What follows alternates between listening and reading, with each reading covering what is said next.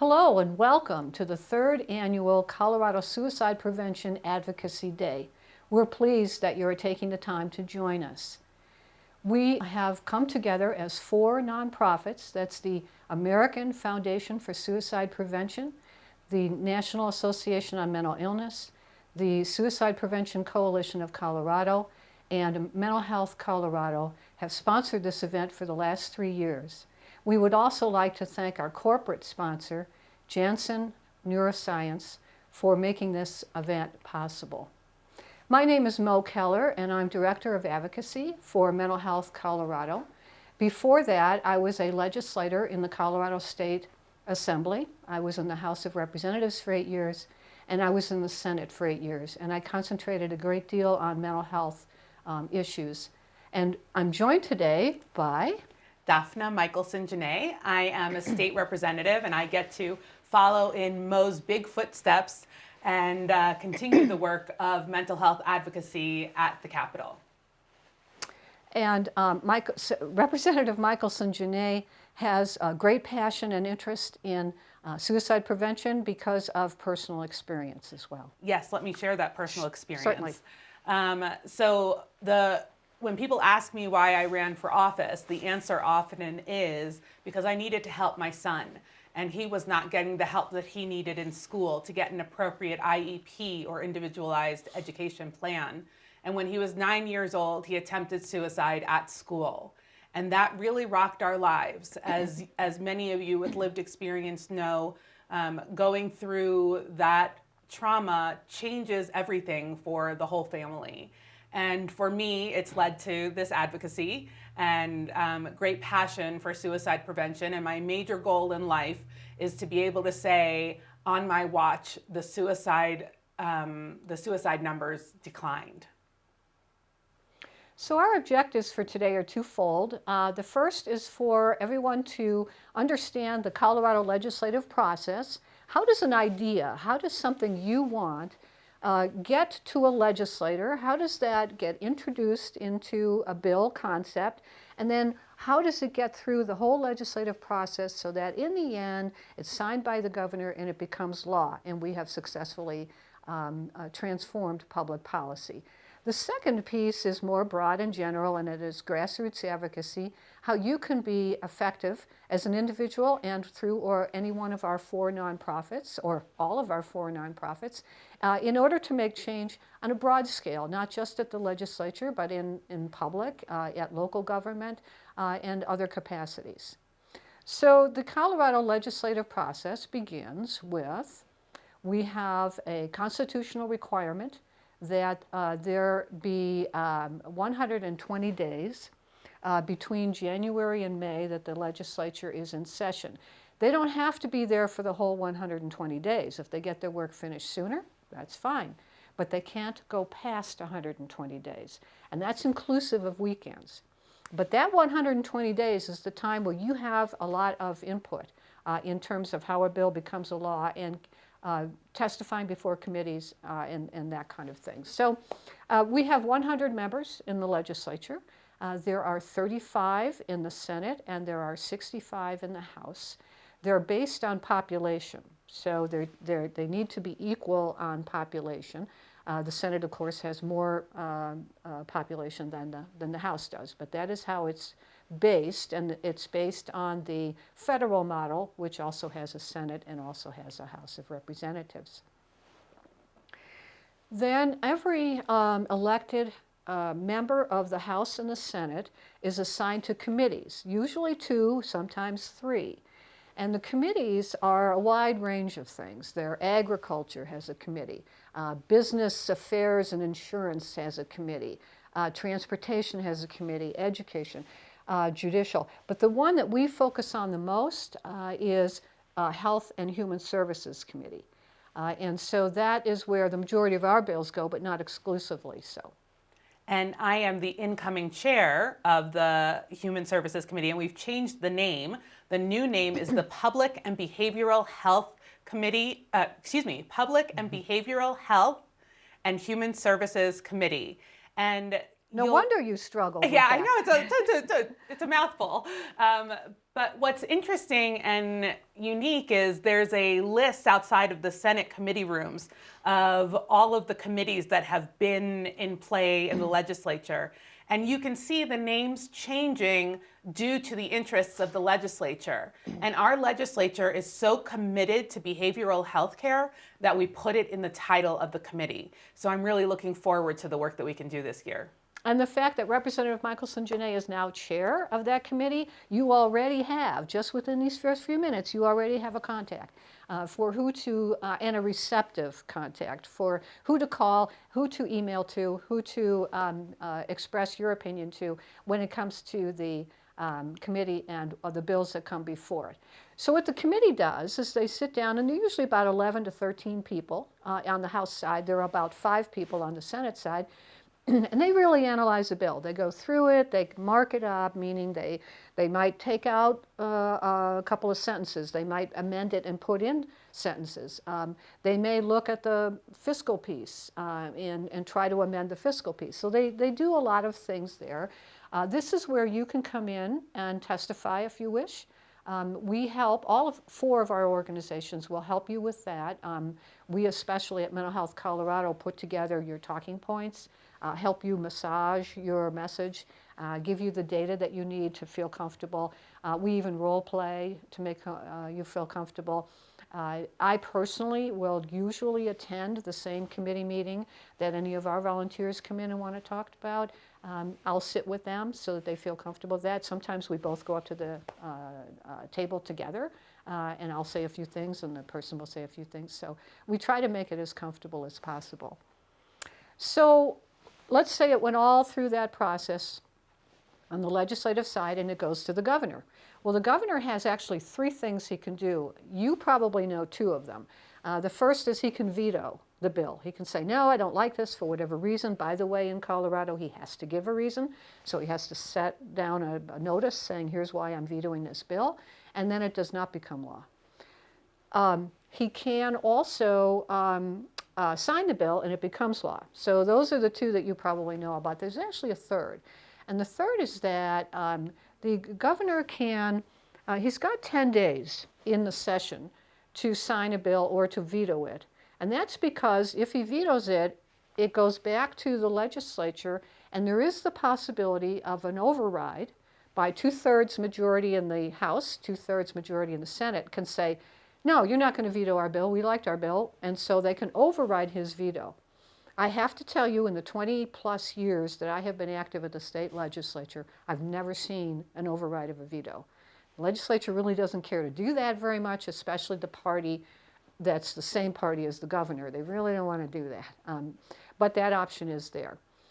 He has 30 days after the legislature's out of office. There's a ton of bills that come to him afterwards, and he can sign or veto. But he can also let a bill become law without his signature, because if he doesn't act in those 10 days or he doesn't act in that 30 days, the bill becomes law automatically. So they can't just not act on it. I've only seen this twice.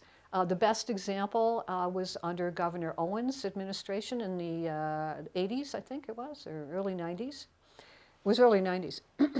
He had talked to the Senate majority about a bill that we had come up with, that we wanted to reduce sentencing for individuals in prison who had mostly drug alcohol offenses, and take that reduction, the savings of that reduction in prison, and take that money and put it into substance use treatment.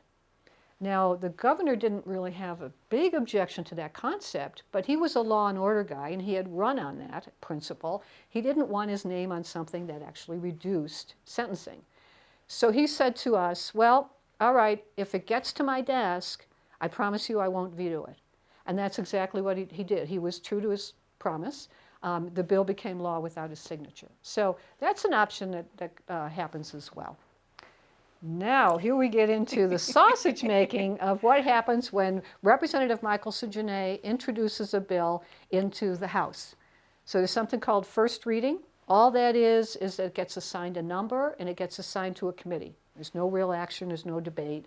It's just a formality that comes across the desk. The speaker will say, okay, Representative Michaelson Jenet's bill on mental wellness exams, yearly mental wellness exams, is going to be number da-da-da, and it's going to the Health and Human Services Committee. That's all, just an announcement. Now we're in committee. Committee is so much fun. And when we sit in committee, like you said, there may be 15, 13 of us, and we tear apart that bill until we make it ready to go to the floor, because going to the floor is all sorts of drama. And that means by the floor, she means the full House of Representatives. So that's where all 65 people can have an opportunity to speak on that bill, or even bring in more amendments. If a bill has money attached to it, it has to go to the Appropriations Committee.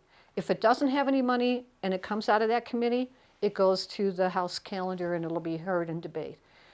We have a balanced budget in the state of Colorado, and I think all the states are required to have a balanced budget. So we really have to follow all of the finances, and so that's the job of the Appropriations Committee. How much can we afford this year? What can we do? Can we put money into this and not into that? And they make those decisions, prioritizing where we're going to spend money. All of that comes into play at the Appropriations Committee. Last year, and we're being told again this year, and you may know more about that, anything that has money attached to it is probably not going to pass through the process. Because of COVID, we have had reduced revenues that came into the state. So we have less money that we can spend, and therefore we have less that we can use for programs, no matter how worthy they are. Second reading. This is where you get into a lot of the debate. Well, second reading is also a very interesting experience. So if you've never watched second reading, it could look like on the House floor, it could look like chaos. Members are talking everywhere, walking around, and then there are some people scrapping in the well, which is at the front of the room. But what happens in second reading is very interesting. So the speaker will call a member, and the member so-and-so will stand up and say, Madam Speaker, I move that we resolve into the committee of the whole, and we kick the speaker out. That is an old English tradition where they used to think the speaker was a spy for the king. So they would kick the speaker out so that they could actually get work done. So we still do that today. We kick the speaker out. And this is where filibustering can happen. When I have had some bills, so one of the bills that I ran sought to lower the age that a young person could access confidential talk therapy. And it was very controversial. And they filibustered my bill. They read from pages of books. They stood there for hours just talking and talking and talking. They have to talk to the bill, but they can make stuff up on the fly, and some of them are really, really good at that.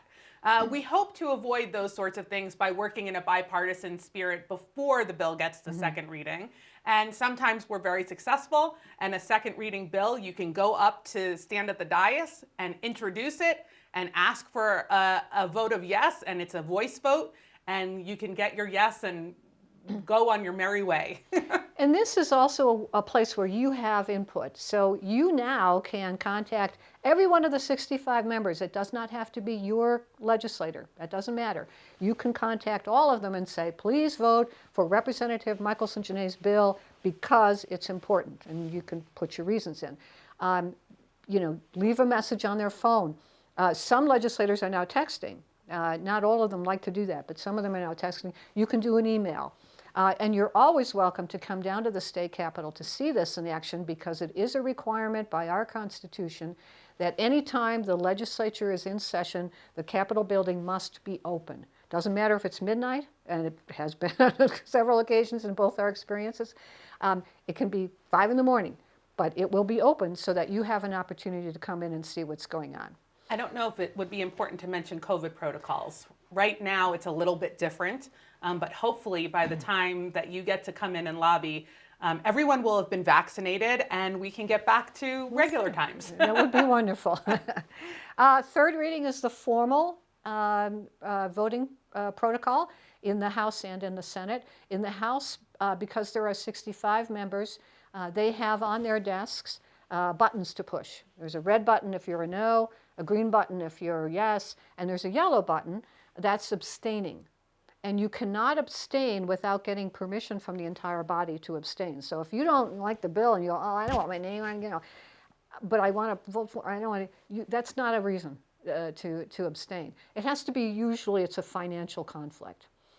You go down and you say, well, I own a business that does this and I would financially benefit from this bill, so I think I should abstain. I'm asking permission, and they will give you permission to do that. So because we had such a great time going through this whole process on the House side, it now goes over to the Senate, and the whole thing's repeated again. And it's true also for the Senate side. If a senator introduces a bill, it goes through the Senate first, and then it goes over to the House. So you get both House and Senate have to go through all of this process, the first reading, the second reading, the Appropriations Committee, the committees. Now, sometimes people say to me, why is it so cumbersome? Because it is cumbersome. And there's two reasons for this, maybe one reason, but two ways. The first is that it deliberately slows everything down. And the reason you want to slow it down is because you want to make sure that everyone who has a stakeholder input into this has an opportunity to say, oh, I didn't know that was there, and have an opportunity to have their input or their say. And the same for legislators, time to read it, to research it, think it through, so that we don't rush public policy, but we give it time so that everyone has an opportunity to be able to have input, and you get better legislation that way. It's better public policy when you do take those, that kind of time. So what if the Senate likes Representative Michaelson Jenet's bill, and but they put an amendment on it? Well, now she doesn't like that. So she has the right to call for a conference committee. And that's 3 people in the House, 3 people in the Senate. They get together and they kind of hash that out. Usually in the conference committee, it's resolved, and so now both houses have to re-vote on the bill, because it's different now, because it has an amendment, and it was different from the way it came out of the House, and it's different from what the Senate said. So the conference committee requests that, and it has to be re-voted on in both the House and Senate. And if that's done, then that's fine. It goes on to the governor. But every once in a while, and it isn't often, but I have seen bills die there. As a matter of fact, one time I counted up, there are 14 times when a bill can die through this entire process. And again, that's designed so that you don't have rushed or not thought through policy. Now I'm going to be having nightmares about the number 14. So, what actually is advocacy? Well, it's all of us. It's you, it's us, it's legislators supporting an idea that we want to get across to make public policy. Or sometimes it's in opposition to an idea that we feel we don't want to have. As an example, if there is a proposal to cut funding for suicide prevention programs in the schools or in the departments or whatever, we would be in opposition to that. So we would mobilize, you and I and all the rest of us, we would go and we would say, no, don't vote for that bill. So sometimes it's a do and sometimes it's a don't. But there's a way to go about advocacy to make sure that you're effective. So how do we impact legislation? Well, data is very important. Now, you don't have to worry about data. Data is what our 4 organizations work on. We do research, we put together slides, graphs, tables. We collect all of the data that's out there nationally as well as at the state level to support all of the advocates. So we collect all that data, and data is important because legislators do ask about, well, so your bill's important, but how many citizens will it affect? Right. We get those kinds of questions all the time. And I actually rely on Mental Health Colorado for a lot of that data, and we work in partnership to make me look good. So then there's lobbying. As an advocate for Mental Health Colorado, I am a registered lobbyist with the Secretary of State. So I go down to pre-COVID, I was down at the state capitol almost every day during the legislative session. I take that time to talk to legislators, sometimes in the hallway. I just see them walking by and I run up to them. I create handouts that we hand out and say, this is the bill that's coming into your committee. Here's what it says. Please vote for it. Here's my contact information. You have a question, give me a call. We visit with legislators in their offices. And when we go to the committees and testify. So it's pretty active, but that's where I come in and where you can come in if you'd like to do that. Someone has to take leadership. So we have a very broad coalition. We have the 4 partner organizations that we have. Generally speaking, we try to have one take the lead, but we always work together, our 4 organizations, on these issues. And we have calls and meet down at the Capitol and say, okay, I'll talk to these certain legislators, you talk to those legislators, you talk to those, and we cover everything that way. So we have, but someone generally has to take lead and say, I'll head this up. Media is super important. And one of the benefits right now that I see, and Representative Michaelson, Jenet can speak to this as well, is that the media is very, very interested on mental health. Mm-hmm. And COVID has really exacerbated that. It's really added a great deal of interest on mental health, not just for those who have serious issues or are involved in hospital situations. It's all of us. And it's something that I always say is mental wellness is all of us. We all are experiencing some anxiety.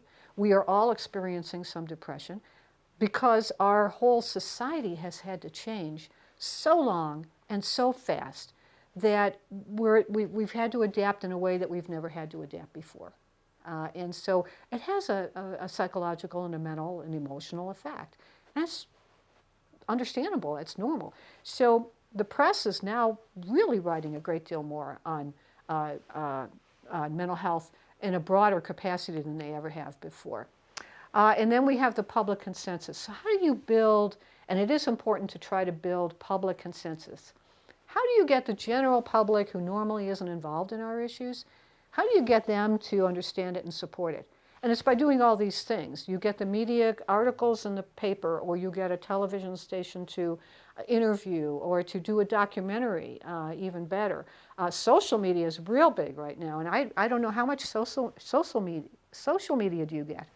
We do a lot of social media, and quite frankly, we take our media coverage, so a news clip, for example, and then we make it short for Instagram, we put it on Facebook.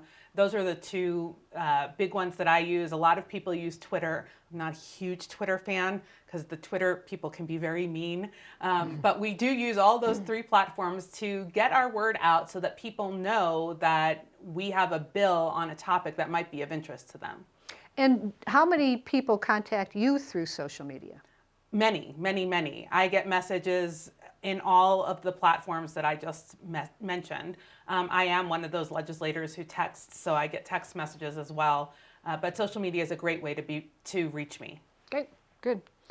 And then finally, grassroots advocacy. So we as the grassroots can use all of these ways in order to build coalitions and to be able to effectively get the general public and legislators interested in our issue and our bill and move it forward. And that's all of advocacy. So a voter communicating with his or her elected official on an issue, and the power of grassroots. Now, I have said this a lot, and a lot of people don't believe me. There's one thing that's more important to elected officials or candidates than the money. Money's important, it has a place for sure, and that's voters. And they want to know how you think and what you think about themselves. So you have, this is a true story and it's been researched. It only takes about 5 people to call a legislator to get their attention. And I had that happen to me a number of times. When I was in the Senate, there was a bill that came up on Medicaid. I wasn't even paying attention to it. I got in the office in the morning and the person who was there, my staff member, said, "Gee, you got 3 phone calls this morning on Senate Bill 5. I don't know, what's Senate Bill 5? I hadn't even read it. So already they've got my attention, right? Now oh, okay, what's Senate Bill 5? So I looked at Senate Bill 5, I looked at the calls that I got, and there was a paragraph in there that was problematic for some folks. So I went down to the Senate floor and I talked to the legislator bringing that in. And he said, oh, I hadn't thought of that. And I said, well, what I'm hearing is that, can we take this piece out? And he said, yeah, that would be all right. So I went back up, I talked to the 3 people who called me. They were thrilled. And we took that piece out and the bill sailed through. Now, I never would have known that if those 3 people hadn't taken the time to call me. That's number one. But number two, it was a better provision. It was a better law because they took that time. So it can be as low as 3 or 5 to really make a difference. Personal contact is very important. It is very doable in a state that is as small as Colorado. We have moved more now to than when I was in the legislature 20 and 10 years ago. People could pretty much just show up. If they were in the hallway and I was in the hallway, we would talk, or they would come into my office when I was in the office, and that was fine. It's gotten now so that most legislators prefer an appointment. And with COVID, you really do need to have an appointment if you really want to go in person. But it's certainly doable. They all have staff. You can all go in, make an appointment to go in and visit with your legislator. And I would also point out that with Zoom, it actually makes some of these meetings easier because people who are from around the state can come together on a Zoom call and not have to travel into the Capitol. That's true. That's been a huge advantage, the technology. People used to occasionally drive in from the Western Slope or Durango. I felt badly for them. They spent all that time to coming in. And also, we have in the state of Colorado term limits. So legislators are termed to 8 years. So every 2-year cycle in the House and 4-year cycle in the Senate, we lose some of our champions. So a lot of our folks who are really great on mental health issues and have voted for us are term limited out, and so we have new people coming in. So we always have to keep on with educating and informing legislators and keep that work up because of the change in personnel. So points of impact, I talked about legislating. So you can see here the blue stars are all of the time when it's easier to be proactive. These are the times when the legislature is not in session and they have a little more time than normal. So let's say I avoided summers because people go on vacations, but generally around September, if you have an issue or you have a program, a mental health center, or you're working with a volunteer group and you're running a homeless shelter, or you're doing a respite center or something of that nature, and you would like the legislator to see that, this is a great time to give them a call and say, please come and see we're in your district, it's here, please come and see our program, we'll take you on a little tour. They will come.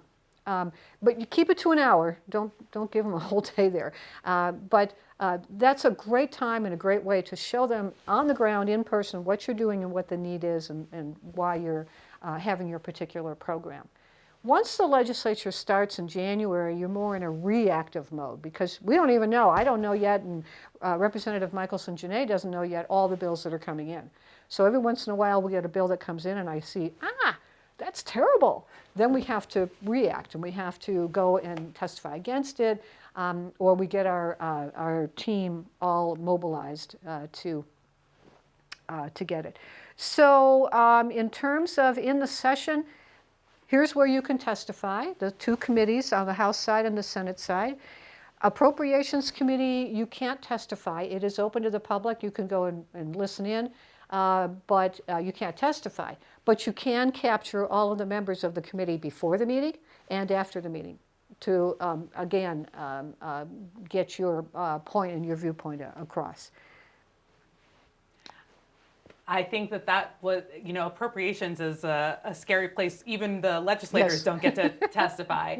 But after you make it through appropriations and you get back to second reading and third reading, this is a really great time to utilize that social media and reach out to your members via text or via any other mechanism that you know how to reach them so that they're still hearing your voice. There's still opportunity for change. And also you can call the governor's office. A lot of people don't think about this, but if you've got a bill that's coming in and you want the governor to sign it, as we did with Representative Michaelson Jenet's bill last year, which was vetoed by the governor, we called the governor's office and say, don't veto that. We want you to vote for it. It's important because. But he did wind up vetoing it. Actually, no, he didn't veto it. He managed to get it killed in the Senate. Oh, okay. Yeah. Interesting. Yeah. Okay. So just a little bit, he really did not want to veto it, but he had drawn a line in the sand around how I was going about this bill, and there were other bills that were similar in nature that he said I will absolutely not sign, but he didn't want, I believe he is a champion of mental health, and Yes. he did not want to veto a mental health bill. And this is a good example of where a bill died last year, but Representative Michaelson Jenet is bringing it back this year, and we're going to do it again. And there may be some wording changes to keep the governor happy, but be that as it may, it's coming back. So you don't always get what you want the first time. That's an important thing to remember. However, don't be discouraged. Don't let that get you down. You just do it again.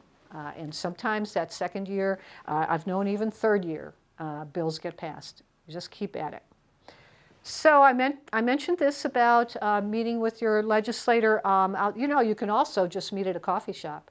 Say, hey, can you come down to the local coffee shop and we can talk about issues.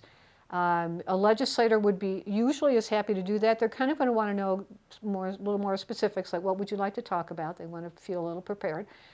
You can give them handwritten materials. You can offer to be a resource for them. It's okay. If you don't know everything, that's not your job. But if you don't, let them know that. And offer to get back to them. If indeed you don't know something, let them know that you are happy to be their resource. And then these are ways you can communicate. And now, because just within the last year, really, we added video conferencing because that's become quite the way to go. It's tremendous. It actually has opened up my ability to meet with more people because I don't have to travel from place to place. So I'm going Yes. from meeting to meeting to meeting, which means like yesterday I was 8 hours in front of the computer, but so it is.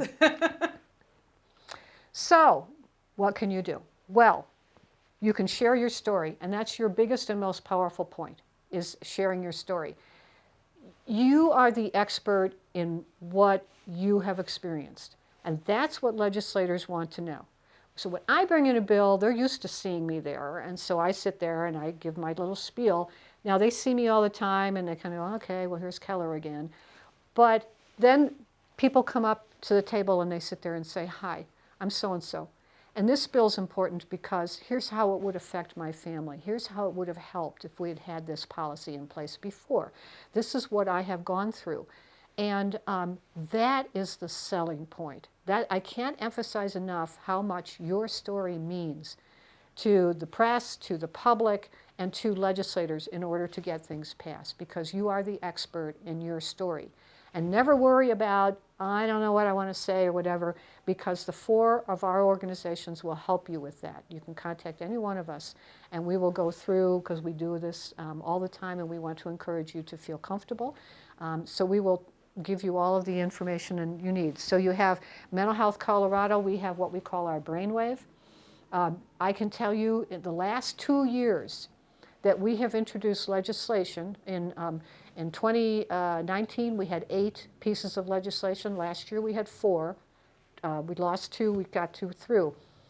All of the ones that we got through had someone from our brainwave volunteer base come in and testify in favor of it. So that can show you the power of that. The American Foundation on Suicide Prevention has their field advocate program. The Suicide Prevention Coalition of Colorado has their advocacy committee, and NAMI has their public policy committee. You're welcome to be a part of all of those. Listen in, join, take information you learn from those, and use that information. Contact us directly, however you might want to do that. But share your story. They add authenticity. And like I say, you can rehearse it, and we'll help you to rehearse it. We often had people come into our office and and now we do it by Zoom, we share, we record it, we make sure it's so long, and we clip it down so it's not too unwieldy, and we practice. And I pretend to be a legislator and I ask questions. So we go through all of that. And if I could add, we'll have heard, the legislators will have heard tons of data, and those numbers get lost. But when we hear the story of one, that makes an impact on somebody's vote. So the American Foundation for Suicide Prevention has quite a bit of advice for us on how we want to phrase things. You can see here about, and they have this document speaking out on suicide, but you will see here died by suicide as opposed to commit suicide. And avoid details about the manner in which that is disturbing enough that legislators or others will tend to back away and tune it out, rather than the point you really want to make is that the event happened and that you want to make sure it never happens again to anyone else or to any others' families. You do know, probably many of you, that the crisis line is available in our state. This is the number. You can also text it. It's a hotline and a warm line. The hotline, of course, is the suicide prevention piece or a crisis. They will assist you with that. The warm line is more informational.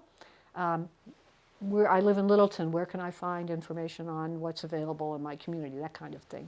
But this is also something that you should know. And then for any more further information, you know our 4 organizations, so please feel free to give us a call, and we'll be there to help you with it. And this is our preparatory for our event. It'll be a virtual event for our Capitol Hill Day this year. And we look forward to seeing you at that Capitol Hill Day, and you'll be getting information about that shortly.